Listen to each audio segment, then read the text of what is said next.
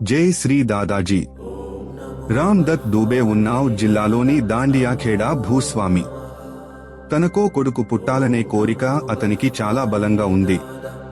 అందుకని తన 2 భార్యలతో కలిసి హిమాలయాలలోని మానస సరోవరానికి తీర్థయాత్రకు వెళ్లాడు. తీర్థయాత్రకు వెళ్లేటప్పుడు అతను ధూనివాలే దాదాజీని కలుసుకున్నాడు. దాదాజీకి చాలా సేవ చేశాడు. వారి సేవకు సంతోషించి సంతానం పొందాలనే వారి కోరికను తెలుసుకుని ధూనివాలే దాదాజీ రామ్ దత్ భార్యలిద్దరినీ ఒక సన్నని కర్రతో తాకి ఒక్కొక్కరికి 2 కొడుకులు పుట్టాలని దీవించాడు. అయితే ఆ 2 కొడుకుల్లో చిన్న కొడుకు తనకి చెందుతాడని సరైన సమయం వచ్చినప్పుడు వచ్చి అతన్ని తీసుకువెడతానని ధూనివాలే దాదాజీ రామ్ దత్తో చెప్పాడు. రామ్ దత్ కు పుట్టిన 4 కుమారులలో చిన్నవాడి పేరు హరిదత్ దూబే. హరిదత్ కి 8 ఏళ్లు నిండినప్పుడు ధూనివాలే దాదాజీ వచ్చి హరిదత్ ని తనతో తీసుకెళ్లారు. కొంతకాలం తర్వాత హరిదత్ సాధువు అర్జునదాస్ మహారాజ్ నుండి దీక్ష తీసుకున్నాడు. వారణాసిలో ఖేలా బ్రహ్మచారి ఆధ్వర్యంలో సంస్కృతం, ధర్మం, తత్వశాస్త్రం, గణితం, ఆయుర్వేదాలు అభ్యసించాడు. అలాగే ఢినంగంజ్లోని సాధువు పరమహంస ఫూలేరి బాబా నుండి ధ్యాన రహస్యాలను నేర్చుకున్నాడు. అప్పుడు తన గురువు ఆశీస్సులు, సూచనల మేరకు హరిదత్ హిమాలయాలకు ధ్యానం చేయడానికి వెళ్లాడు. తర్వాత రోజుల్లో ఆయన బర్ఫానీ దాదాజీ, మంచు తాతగా మారడానికి ఇది నాంది. బర్ఫానీ దాదాజీ సంవత్సరాల తరబడి మంచులో కూరుకుపోయి ధ్యానం చేశారు. కాబట్టి ప్రజలు అతనిని బర్ఫానీ అని పిలవడం ప్రారంభించారు.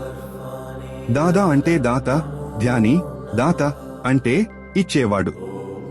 తన ధ్యానం గురించి దాదాజీ ఇలా చెప్పారు: నా గురువు అర్జునదాస్ మహారాజ్ నన్ను ఆశీర్వదించి హిమాలయాలకు వెళ్లి ధ్యానం చేయమని ఆజ్ఞాపించారు. గురువుగారి మాటలను అనుసరించి నేను హిమాలయాలలో 65 సంవత్సరాలు ధ్యాన సమాధిలో ఉన్నాను. ఒకరోజు నేను లోతైన ధ్యాన స్థితిలో ఉన్నప్పుడు పై నుండి మంచు కురుస్తున్నది. అది నా మీద కురిసి నన్ను పూర్తిగా కప్పేసింది. కానీ నేను చాలాసేపు ధ్యానం చేస్తూనే ఉన్నాను. నన్ను పూర్తిగా మంచు కప్పేసినా కూడా నాలో నేను నిమగ్నమైపోయాను. అప్పుడు మహా అవతార్ బాబాజీ వచ్చి నన్ను బయటకు తీశారు. మహా అవతార్ బాబా ద్వారా తనని రక్షించేదాకా బర్ఫానీ దాదాజీ మంచులోనే పూరుకుపోయి ఉన్నారు. ఆయన ఇంకా ఇలా చెప్పారు: నేనెట్లా మంచులో కూరుకుపోయి ధ్యానం చేసినప్పటి నుంచి నా భక్తులు నన్ను బర్ఫానీ, మంచులో కూరుకుపోయి జీవించినవాడు అని పిలవడం మొదలుపెట్టారు. దాదాజీ ఇంకా ఇలా అన్నారు: నా భక్తులంటే నాకు చాలా ఇష్టం. వాళ్ళు అడగక ముందే వారికి కావలసినవి ఇస్తాను. అందుకే నన్ను దాదా అని పిలుస్తారు. దాదా అంటే దాత, అంటే ఇచ్చేవాడు. మీరు అడక్కముందే మీకు కావలసినవన్నీ ఇచ్చే సాధువు. దాదాజీ మహా అవతార్ బాబాజీతో 30 సంవత్సరాలు కలిసి ఉన్నారు. దాదాజీ ఇంకా ఇలా చెప్పారు: మహా అవతార్ బాబాజీ నన్ను మంచు నుండి బయటకు లాగినప్పుడు నాకు తినడానికి ఒక మూలికను ఇచ్చారు. వెంటనే నా శరీరం పూర్తిగా శక్తి పుంజుకుంది. మహా అవతార్ బాబాజీ నన్ను హిమాలయాలలోని తమ గుహకు తీసుకెళ్లారు. నేను మహా అవతార్ బాబాజీ, లంగూరి బాబాజీ ఇంకా మరికొందరు గొప్ప సాధువులతో 30 సంవత్సరాలు కలిసి గడిపాను. కాయకల్పతో సహా బాబాజీ బోధించిన 12 క్రియలతో సహా అధునాతన యోగ క్రియలను అభ్యసించాను. మహా అవతార్ బాబాజీ ఆదేశాల మేరకు బర్ఫానీ దాదాజీ మానవాళికి సేవ చేసేందుకు హిమాలయాలను విడిచిపెట్టారు. చైనా భారతదేశంపై దాడి చేసినప్పుడు దాదాజీ హిమాలయాలను విడిచిపెట్టి మానవాళికి సేవ చేయడానికి హరిద్వార్కు వచ్చారు. ఈ ప్రయాణంలో ఆయన గణేష్ లామా నుండి తంత్ర విద్య నేర్చుకున్నాడు. హరిద్వార్లో కొన్నాళ్లు గడిపిన తరువాత ప్రజలకు ఎంతో సేవ చేశారు.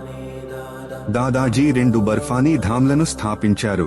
ఒకటి ఛత్తీస్గఢ్లో అమర్కంటక్లో ఉంది. అది నర్మదా నది యొక్క మూలస్థానం. అక్కడ శివుడు స్వయంగా నర్మదా నది రూపంలో తన ఉనికిని చాటుకున్నాడు. మరొకటి ఇండోర్లో, మాల్వియా నగర్లో ఉంది. ఈ 2 ధామ్లు కాకుండా దాదాజీ వరుసగా ఖైరాగఢ్ మరియు పాతాళ భైరవి మందిరం రాజ్నంద్గావ్, ఛత్తీస్గఢ్లో మెహందీపూర్ బాలాజీ, రాజస్థాన్లో 3 గొప్ప ఆశ్రమాలను నెలకొల్పారు. ప్రతిరోజు తనను సందర్శించే భక్తులకు దాదాజీ ఉచిత భోజనం, దుస్తులు, ఆశ్రయం, ఆధ్యాత్మిక మార్గదర్శకత్వంతో పాటు గోశాల మరియు సంస్కృత పాఠశాల, ఆయుర్వేద ఔషధాలను అందించడం ద్వారా మానవాళికి సేవ చేయడానికి దేవాలయాలు, ఆశ్రమాలు, సంస్థలు స్థాపించారు. దాదాజీ అహ్మదాబాద్లో డిసెంబర్ 23, 2020న తన భౌతిక శరీరాన్ని వదిలి సమాధిని పొందారు. దాదాజీ సమాధి మందిరం బర్ఫానీ ధామ్ ప్రపంచ ప్రసిద్ధి చెందిన మెహందీపూర్ బాలాజీ హనుమాన్ మందిరానికి కేవలం 3 కిలోమీటర్ల దూరంలో ఉంది. దాదాజీ సశరీరంతో మనతో లేనప్పటికీ ఆయన శరీరధారిగా ఉన్నప్పుడు తన భక్తులకు ఎటువంటి ఆశీర్వాదాలు అనుగ్రహించారో అదేవిధంగా ఇప్పటికీ తన ప్రియమైన భక్తులకు ఆశీర్వాదాలు అనుగ్రహిస్తున్నారు. జై శ్రీ దాదాజీ.